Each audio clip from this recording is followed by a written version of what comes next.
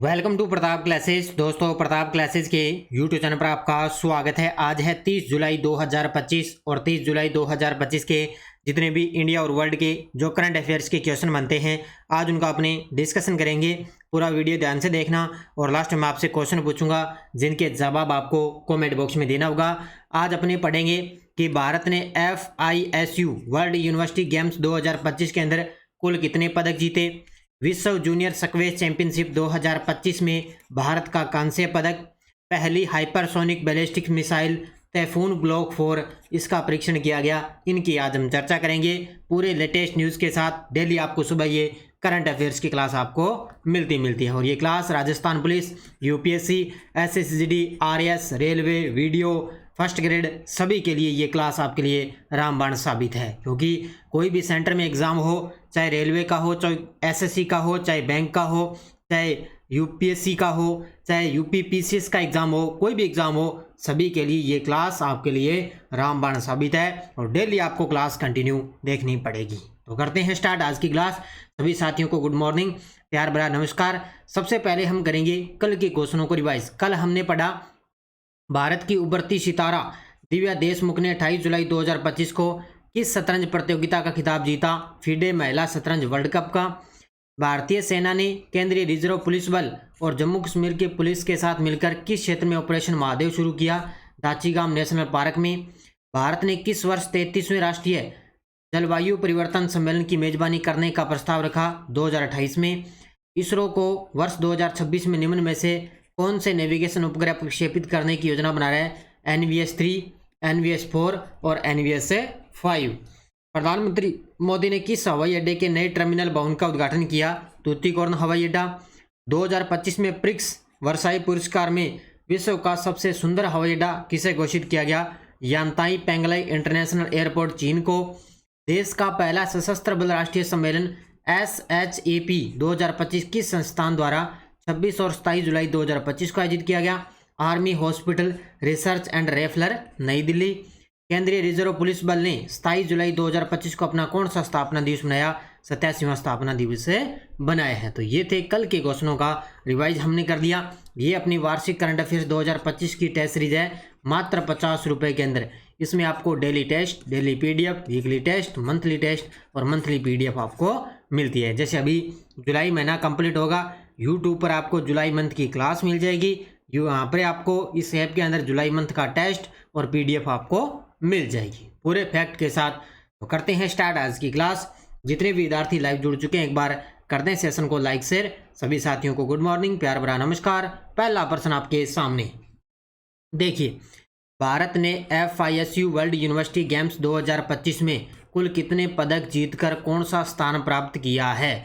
इसमें कुछ मैंने आपको बताया था कल परसों, 2 खिलाड़ियों ने स्वर्ण पदक भी जीता। इससे पहले भारत का इसमें सबसे पहला पदक आया था, कांस्य पदक। तो यहाँ पे FISU वर्ल्ड यूनिवर्सिटी गेम्स 2025 के अंदर भारत ने टोटल जीते हैं 12 पदक और कौन सा स्थान रहा, 20वां स्थान। कितने पदक जीते, टोटल 12 पदक जीते और कौन सा स्थान रहा, 20वां स्थान। इसके अंदर 2 तो स्वर्ण पदक जीते हैं, 2 स्वर्ण पदक जीते हैं, 5 रजत पदक जीते हैं, 5 रजत और 5 ही कांस्य, 5 कांस्य, 5 रजत और 2 स्वर्ण पदक जीते हैं। तो सबसे 12 पदक और 20वां स्थान। देखो, भारत का प्रदर्शन FISU वर्ल्ड यूनिवर्सिटी गेम्स 2025, मेजबान देश था जर्मनी। जर्मनी के अंदर इसका आयोजन हुआ था। भारत ने टोटल 12 पदक जीते, 2 स्वर्ण, 5 रजत और 5 कांस्य पदक जीते हैं। इसके अलावा भारत की रैंकिंग 20वें स्थान पर रहा। सबसे टॉप पर पदक तालिका में रहा था जापान, 34 स्वर्ण पदक के साथ सबसे टॉप पर रहा था जापान। और अगला संस्करण 2027 में दक्षिण कोरिया के चुंगचियोंग प्रांत में आयोजित किया जाएगा। 2027 के अंदर इसका अगला संस्करण होगा दक्षिणी कोरिया के अंदर। अब की बार ये जो हुआ है कहाँ पर, जर्मनी के अंदर, और अब की आगे होगा ये दक्षिण कोरिया में। और सबसे टॉप पर कौन रहा अब की बार, 34 स्वर्ण पदक के साथ जापान है वो सबसे टॉप पर रहा है। तो भारत का स्थान 12 पदक के साथ 20वें स्थान पर रहा है। तो ये पूरी डिटेल है, अच्छे तरीके से पढ़ लेना। विश्व जूनियर स्क्वैश चैंपियनशिप 2025 में भारत के लिए 15 वर्षों बाद स्क्वैश में कांस्य पदक किसने जीता है? ये देखो आपके सामने, इस खिलाड़ी को देखकर आप पहचान सकते हो, इनका नाम है अनाहत सिंह। क्या नाम है? अनाहत सिंह है। और ये स्क्वैश की खिलाड़ी है। किस खेल की? स्क्वैश की खिलाड़ी है अनाहत सिंह। इन्होंने भारत के लिए 15 वर्षों बाद कांस्य पदक इसके अंदर जीता है। किसके अंदर? विश्व जूनियर स्क्वैश चैंपियनशिप 2025 में किसने जीता? अनाहत सिंह ने। ये सीधा सीधा प्रश्न एग्जाम के अंदर छपेगा। तो यह प्रतियोगिता 21 से लेकर 26 जुलाई 2025 काहिरा मिस्र में आयोजित हुई थी। अनाहत सिंह इस टूर्नामेंट में भारतीय टीम की कप्तानी भी कर रही थी और अनाहत सिंह ने महिला एकल स्पर्धा में कांस्य पदक जीता है। ओनली महिला एकल स्पर्धा में इन्होंने कांस्य पदक जीता। 2010 के बाद भारत के लिए पहला व्यक्तिगत महिला जूनियर पदक था और 15 वर्षों के लंबे अंतराल के बाद भारत को ये उपलब्धि मिली है। तो ये अच्छे तरीके से पढ़ लेना और मेरे हिसाब से तो ये प्रश्न एग्जाम के अंदर टपकेगा। तुर्की ने 17वें अंतर्राष्ट्रीय रक्षा उद्योग मेले 2025 में किस अत्याधुनिक गैर परमाणु बम का अनावरण किया है? ये देखो आपके सामने तस्वीर में, तुर्की ने तुर्की के अंदर एक 17वां अंतर्राष्ट्रीय रक्षा उद्योग मेला हुआ है 2025 का, अभी ताज़ा तुर्की के अंदर। तो वहाँ पे गैर परमाणु बम का अनावरण किया गया है। उस गैर परमाणु बम का नाम क्या है? गजेप। क्या नाम है इसका? गजेप इसका नाम है। ये बम का नाम है, गैर परमाणु बम है इसके साथ। ठीक है, आप पूरी डिटेल बढ़िया तरीके से पढ़ लेना। गजेप बम कार्यक्रम का नाम 17वां अंतर्राष्ट्रीय रक्षा उद्योग मेला 2025, मेजबान शहर इस्तांबुल तुर्की के अंदर आयोजित हुआ। हथियार का नाम है गजेप, ये बता ही दिया। नाम का अर्थ तुर्की में देखें तो क्रोध, यानी कि इसका नाम देखें अर्थ तुर्की भाषा में तो क्रोध है। प्रकार गैर परमाणु बम है। फ्रैगमेंटेशन आधारित थर्मोबैरिक हथियार है ये एक प्रकार का। इसके अलावा इसका वजन है 970 किलोग्राम। विस्फोटक क्षमता, यह प्रति मीटर 10.16 टुकड़े विस्फोटित करने की क्षमता, इनकी प्रति मीटर ये 10.16 टुकड़े विस्फोटित करने की क्षमता रखता है। कौन सा? गजेप परमाणु बम 970 किलोग्राम का है ये। इसके अलावा एक विशेष रूप से एक बात और ध्यान में रखना कि तुर्की ने अपनी पहली हाइपरसोनिक बैलिस्टिक मिसाइल टैफून ब्लॉक 4 का अनावरण भी किया। यह मिसाइल तुर्की की रक्षा कंपनी रॉकेटेशन द्वारा विकसित की गई थी। अब दो चीज़ें आ गई आपके लिए।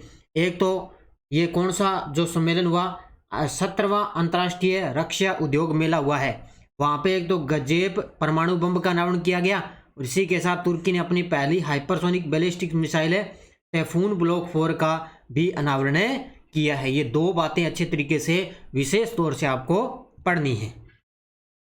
देश में पहली बार हिंदी माध्यम में MBBS की पढ़ाई किस राज्य में शुरू की गई है? MBBS की पढ़ाई है वो किस राज्य में शुरू की गई है? तो देश में पहली बार हिंदी माध्यम में MBBS की जो पढ़ाई है वो किस राज्य के अंदर शुरू की गई? मध्य प्रदेश के अंदर। मध्य प्रदेश के अंदर एक स्थान है जबलपुर, नाम सुना होगा आपने।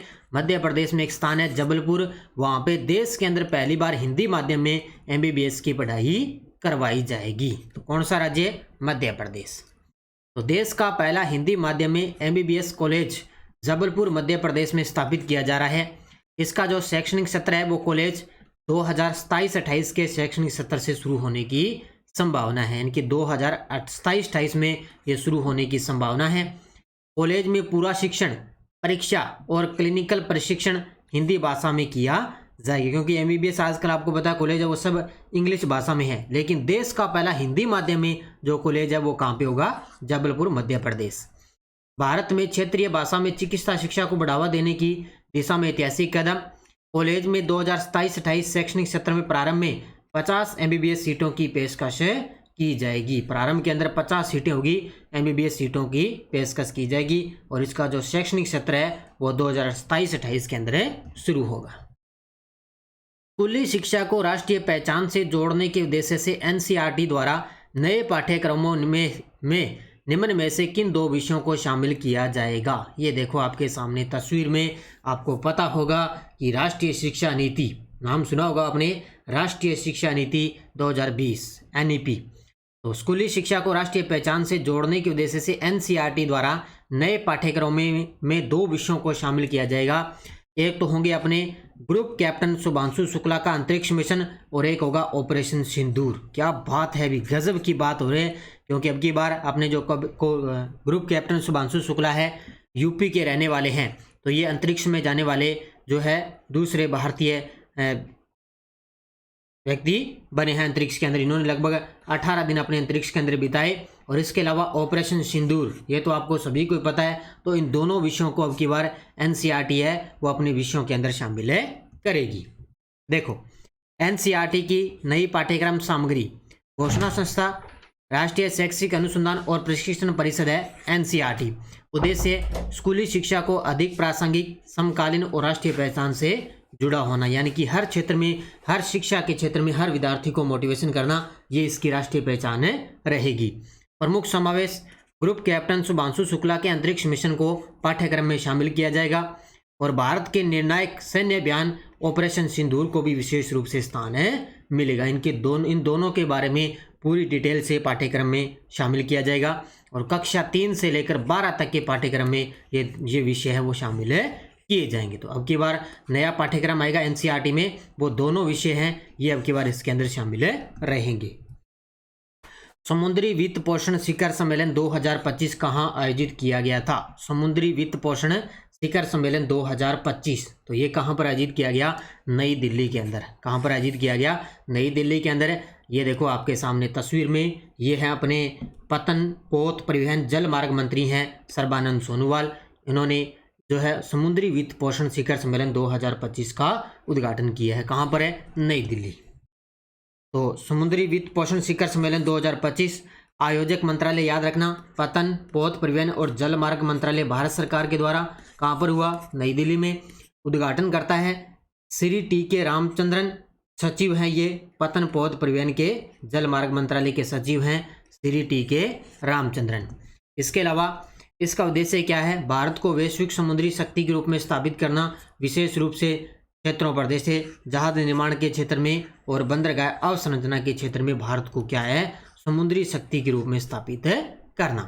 और समुद्री अमृतकाल विजन 2047, हर टारगेट रखा है कि 2047 तक भारत को विकसित किया जाएगा, ये टारगेट रखा है 2047। अब देखो समुद्री अमृतकाल विजन है 2047, इसमें क्या होगा? भारत को 2047 तक प्रमुख समुद्री राष्ट्र बनाना, दीर्घकालिक आर्थिक रणनीति के पहल, नौवहन, परिवहन और निवेश और नवाचार को बढ़ावा देना, ये 2047 तक इसका टारगेट रखा गया है। तो ये आपको याद रखना है, समुद्री वित्त पोषण शिखर सम्मेलन नई दिल्ली। प्रधानमंत्री मोदी ने लोकसभा क्षेत्र वोर सीमा से टूटूचोरी और त्रिची अरियालूर यात्रा के क्रम में किस अवसर पर गंगेकोंडा चोलपुरम के अंदर भाग लिया था? ये देखो आपके सामने तस्वीर के अंदर। आप जानते होंगे कि जो महान चोल सम्राट थे राजेंद्र चोल प्रथम, उनकी जयंती के उपलक्ष्य में यह कार्यक्रम आयोजित किया गया। तो लोकसभा क्षेत्र वार सीमा से टूटूचोरी और त्रिची अरियालूर यात्रा के समय उन्होंने गंगेकोंडा चोलपुरम के अंदर भाग लिया है। तो कौन सा जो है उत्सव बनाया गया? तो वो है आदि तिरुवाथिरे उत्सव। ऑप्शन नंबर बी, आदि तिरुवाथिरे उत्सव बनाया गया। तो वहाँ पे क्या है, जो अपने चोल सम्राट है राजेंद्र चोल प्रथम, उनकी जयंती के उपलक्ष्य में ये कार्यक्रम आयोजित किया गया। इसी के साथ में 1000 इनकी वर्षगांठ भी बनाई गई है। देखो स्थान, यह कार्यक्रम गंगईकोंडा चोलपुरम जिला अरियालूर तमिलनाडु के अंदर आयोजित किया गया था। कहाँ पर है? तमिलनाडु में। अवसर, यह उत्सव आदि तिरुवाथिरुवे पर्व के अंतर्गत आयोजित किया गया था, जो महान चोल सम्राट राजेंद्र चोल प्रथम की जयंती के उपलक्ष्य में कार्यक्रम आयोजित किया गया। इसी के आयोजन माध्यम से राजेंद्र चोल प्रथम के समुद्री अभियान की 1000वीं वर्षगांठ भी बनाई गई है। 1000 वर्षगांठ इनकी बनाई गई है। तो इनके बारे में एक पॉइंट और याद रखना, इनके जो है 1000वीं जो वर्षगांठ बनाएगी, इसी के उपलक्ष्य में एक स्मारक सिक्का भी जारी किया है मोदी जी ने। तो इसके बारे में अच्छे तरीके से डिटेल में इसको बढ़िया तरीके से याद कर लेना। अगला, कर्नाटक की मैंगलोर की छात्रा रेमोना पेरेरा ने कितने घंटे भरतनाट्यम करके विश्व रिकॉर्ड बनाया है? ये देखो आपके सामने तस्वीर में इस प्रकार का भरतनाट्यम होता है। तो कर्नाटक की मैंगलोर की छात्रा है रेमोना पेरेरा, इनका नाम है, तो इन्होंने कितने घंटे भरतनाट्यम करके विश्व रिकॉर्ड बनाया है? तो इन्होंने लगातार 170 घंटे, कितने? लगातार 170 घंटे तक भरतनाट्यम नृत्य महा मैराथन करके एक विश्व रिकॉर्ड बनाया है। तो उत्तर होगा इसका ऑप्शन नंबर बी। तो नाम है इनका रेमोना पेरेरा, कहाँ की है? मैंगलोर जिला, दक्षिण कन्नड़, कर्नाटक की। कॉलेज है इनका सेंट एलोसिस कॉलेज मैंगलोर की, बीए अंतिम वर्ष की छात्रा है। रेमोना पेरेरा ने लगातार 170 घंटे भरतनाट्यम करके विश्व रिकॉर्ड बनाया और विश्व रिकॉर्ड इनकी पुस्तक, इनका नाम golden book of world record के अंदर दर्ज किया जा चुका है। बस इतना पढ़ लेना, इन्होंने 170 घंटे भरतनाट्यम करके विश्व रिकॉर्ड बनाया। रेमोना पेरेरा ने कहाँ की रहने वाली है? कर्नाटक की। Sustainable wellness of student a collective responsibility in higher education नामक पुस्तक का विमोचन किसने किया है? चर्चित पुस्तकों में आपके लिए क्वेश्चन है, ये देखो आपके सामने तस्वीर में। Sustainable wellness of students a collective responsibility in higher education नामक पुस्तक का विमोचन किया है उत्तराखंड के सीएम पुष्कर सिंह धामी ने। किसने? उत्तराखंड के जो सीएम हैं पुष्कर सिंह धामी, उन्होंने इस पुस्तक का विमोचन किया है। तो इसको अच्छे तरीके से पढ़ लेना। और इसका लेखक कौन है ये देखो आगे। कार्यक्रम उत्तराखंड के सीएम पुष्कर सिंह धामी ने 26 जुलाई 2025 को देहरादून में स्थित मुख्यमंत्री आवास के सभागार में विशेष कार्यक्रम आयोजित किया गया। और वो कौन सी पुस्तक? Sustainable wellness of student a collective responsibility in higher education, इस पुस्तक का नाम है। और इस पुस्तक का जो संपादन है वो प्रोफेसर लता पांडे और डॉक्टर रमा आनंद ने संयुक्त रूप से इस पुस्तक का संपादन किया है। एक तो लता पांडे है और एक है डॉक्टर रमा आनंद। उद्देश्य है उच्च शिक्षा में छात्रों के सतत कल्याण को बढ़ावा देना और उसे सामूहिक जिम्मेदारी के रूप में देखना। और मोदी जी के नेतृत्व में उत्तराखंड राष्ट्रीय शिक्षा नीति को लागू करने वाला पहला राज्य बना था। आपको पता है योग नीति लागू करने वाला पहला राज्य भी उत्तराखंड है और राष्ट्रीय शिक्षा नीति को लागू करने वाला भी पहला राज्य कौन सा है? उत्तराखंड। ये पूरी डिटेल इस पुस्तक का नाम और लेखक अच्छे तरीके से याद कर लेना। अब देखो आपके सामने वन लाइनर करंट। पहला है कि रिन्यू की सह संस्थापक वैशाली निगम सिन्हा को संयुक्त राष्ट्र ग्लोबल कॉम्पैक्ट नेटवर्क इंडिया का अध्यक्ष चुना गया है। किसको? वैशाली निगम सिन्हा को। ये बनी है संयुक्त राष्ट्र ग्लोबल कॉम्पैक्ट नेटवर्क इंडिया का अध्यक्ष। मध्य प्रदेश मेडिकल यूनिवर्सिटी जबलपुर देश का पहला हिंदी माध्यम का मेडिकल कॉलेज खोलेगी। इसकी पूरी डिटेल मैंने करवा दी।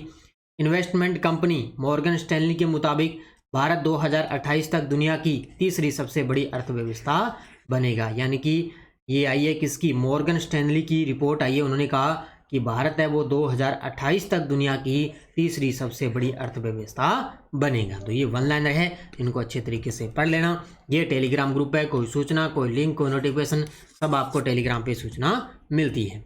पिछले वीडियो का क्वेश्चन क्या था? UAV launch precision guided missile ULPGM V3 का सफल उड़ान परीक्षण कहाँ से किया गया? तो कुरनूल आंध्र प्रदेश से। किसके द्वारा? DRDO द्वारा इसका परीक्षण किया गया था। तो बहुत सारे विद्यार्थियों ने बड़े गजब के जवाब दिए, उन सभी को बहुत बहुत शुभकामनाएं। अब देखो क्वेश्चन फॉर यू। वर्ष 2025 में GD बिरला मेमोरियल अवार्ड से किसे सम्मानित किया गया? Doctor Somnath, doctor K Sivan, doctor V Narayan, doctor Abdul Kalam. इसका जवाब आपको कमेंट बॉक्स के अंदर देना। तो ये क्वेश्चन एग्जाम के अंदर फिक्स है, आएगा। तो ये थी आज की अपनी क्लास। और ये अपनी राजस्थान SI के लिए करंट अफेयर्स की टेस्ट सीरीज चल रही है। मात्र 50 रुपये के अंदर अंतर्राष्ट्रीय, राष्ट्रीय और राजस्थान का करंट अफेयर्स आपको लगातार इसके अंदर दिया जाएगा और एग्जाम तक आपको इसके अंदर करंट मिलेगा। तो प्रताप क्लासेस का एप्लीकेशन आप डाउनलोड करके वहाँ से आप ये टेस्ट सीरीज ज्वाइन कर लेना। इसके अलावा अपनी रीट मेंस की SST की टेस्ट सीरीज चल रही है, टॉपिक वाइज लगातार आपको टेस्ट मिलेंगे। और RPSC सेकंड ग्रेड के फर्स्ट पेपर के पुराने पेपर अपलोड हैं और फर्स्ट ग्रेड के भी अपलोड हैं, तो ये भी आप ले सकते हो। इसके अलावा कर्मचारी चयन बोर्ड द्वारा 2016 से 25 तक ये भी आप पुराने पेपर ले सकते हो। और ये अपनी देखो फोर्थ ग्रेड और वाहन चालक के लिए मात्र 50 रुपये में करंट की टेस्ट सीरीज चल रही है। भारत का अलग से आपको टेस्ट मिल रहा है और राजस्थान का अलग से आपको करंट का टेस्ट, क्योंकि भारत के 5 क्वेश्चन आएंगे और राजस्थान के भी 5 प्रश्न आपके एग्जाम में आएंगे। तो ये टेस्ट सीरीज ले लेना, आपका अच्छे तरीके से करंट है वो तैयार हो जाएगा। तो ये थी आज की क्लास। सभी साथी करेंगे वीडियो को जाते जाते लाइक शेयर। धन्यवाद। जय हिंद, जय भारत, जय राजस्थान।